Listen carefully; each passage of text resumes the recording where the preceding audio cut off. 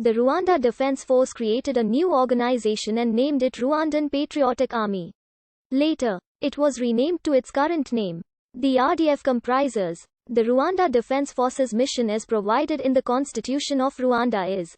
After it conquered the country in July 1994 in the aftermath of the Rwandan genocide of April 2. July 1994, the Rwandan Patriotic Front decided to split into a political division and a military division, which would serve as the official army of the Rwandan state. Defense spending continues to represent an important share of the national budget, largely due to continuing security problems along Rwanda's frontiers with the Democratic Republic of the Congo and Burundi, and lingering concerns about Uganda's intentions towards its former ally. There is an ongoing, low-level insurgency from Rwandan rebels based in the Democratic Republic of the Congo, mainly the Forces Democratiques de Libération du Rwanda. The RDF is regularly deployed in peacekeeping missions in Africa. Rwanda is now one of the largest contributors of personnel on UN missions. The U.S. Army's Area Handbook for Rwanda, compiled in 1968-9, describes the security forces of Rwanda in 1969 as the 2,500-strong National Guard and the National Police, about 1,200 strong. The National Guard had been established 2 years before independence and had gained experience by repelling small Tutsi invasions in 1963 and 1964. It was under the direction of the Minister of Defense, Juvenal Habyarimana, who also held the function of Chief of Staff of the National Guard in mid-1969. At that time it was composed of a headquarters, an intervention group, 5 other rifle companies, and 5 independent rifle platoons. The force's armies Rwandizers was the National Army of Rwanda until July 1994, when the government collapsed in the aftermath of the Rwandan genocide and the war with the Rwandan Patriotic Front. The FAR was estimated at 7,000 strong, including approximately 1,200 members of the gendarmerie. Elite troops included the Presidential Guard, estimated at between 1,000 and 1,300 troops, as well as the Paracommando and reconnaissance units. These 2 units were of battalion strength by 1994, and then counted a total of 800 troops. In response to the RPF invasion of 1990, the 5,000-man FAR rapidly expanded, with French training assistance, to some 30,000 by 1992.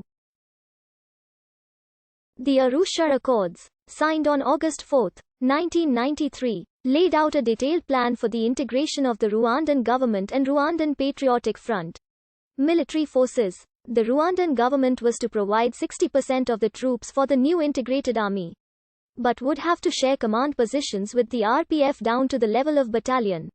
The new army was to consist of no more than 19,000 soldiers and 6,000 gendarmerie. However, radical elements within the Rwandan government were implacably opposed to implementation of the accords and, instead, began the planning that would lay the foundations for the genocide. The Reconnaissance Battalion's commander, François Xavier Novonimai, and his subordinates played a key role during the genocide. Together with the Reconnaissance Battalion, the Paracommando Battalion under Major Alois Aintabkus and the Presidential Guard under Major Pretais Empirania became the 3 most significant genocide air units. Col. Marcel Gatsinzi was briefly named Chief of Staff of the Rwandan Army from April 6 to April 16, 1994, but was replaced by Augustin Bizimungu, who was also promoted to Major General on the 18th of April. Since Col. Gatsinzi opposed the genocide, Bizimungu was only briefly Chief of Staff before fleeing the country. Many soldiers of the FAR have since been implicated by the International Criminal Tribunal for Rwanda in the genocide, including its leader during the genocide, Col. Theoneste Bagasora, who was Chief of the Cabinet of the Ministry of Defense prior to the genocide.